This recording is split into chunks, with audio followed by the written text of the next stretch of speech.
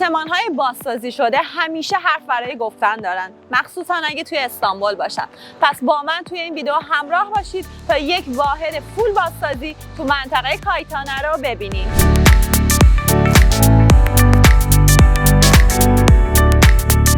این واحد 3 دقیقه تا خط مترو و 4 دقیقه تا فروشگاه اکسیس فاصله داره. علاوه بر اون فاصله بسیار نزدیکی تا خیابون‌های اصلی استانبول یعنی تکسیم، شیشلی، ساریه و دیگر مناطق داره.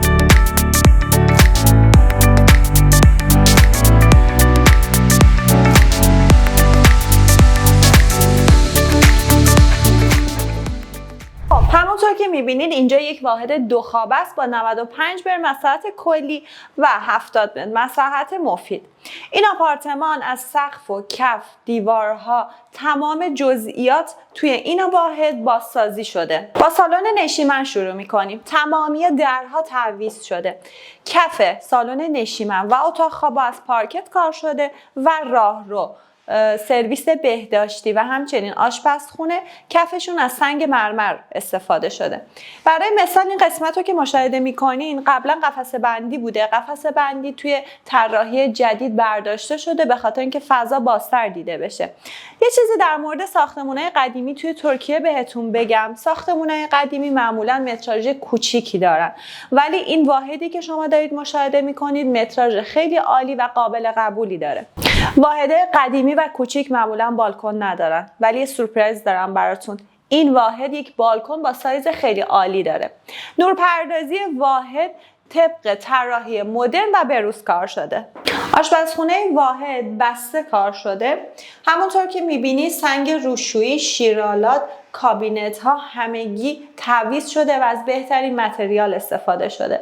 توی این قسمت یک کمد دیواری تو کار رو داریم که آب گرم کن هم داخل این کمد دیواری تعبیه شده برای اینکه طراحی و زیبایی آشپزخونه خراب نشه. بریم سرویس بهداشتی رو با هم ببینیم. بیشترین تغییرات توی سرویس بهداشتی بوده. طراحی مدرنی داره الان.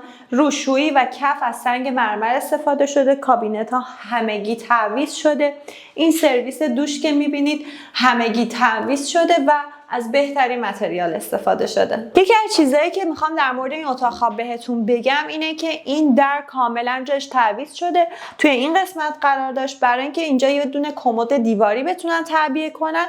کاملا جای این در رو تعویض کردن و همونطور که میبینید یک کمد دیواری با سایز بسیار عالی توی این اتاق وجود داره. اتاق خواب دوم یه تغییر خیلی اساسی و عالی داشته و مربوط میشه به سرویس بهداشتی. قبل از طراحی و بازسازی توی این قسمت سرویس بهداشتی قرار داشت، ولی به دلیل کوچیک بودن این اتاق خواب این قسمت رو در حال حاضر برای قرار دادن لباس‌ها و وسایلتون تعبیه کردن. یکی از مزیت‌های این واحد و در واقع واحدهای بازسازی شده اینه که شما با هزینه خیلی پایین‌تر میتونید توی مرکز شهر زندگی کنید. شرکت هومز اند بیاند تیم طراحی و بازسازی هم داره که برای بازسازی واحدهای قدیمی خودتون میتونید به تیم ما مراجعه کنید. برای دریافت اطلاعات دقیق‌تر با ما تماس بگیرید. تا یک ویدئوی دیگه، خدا نگهدار.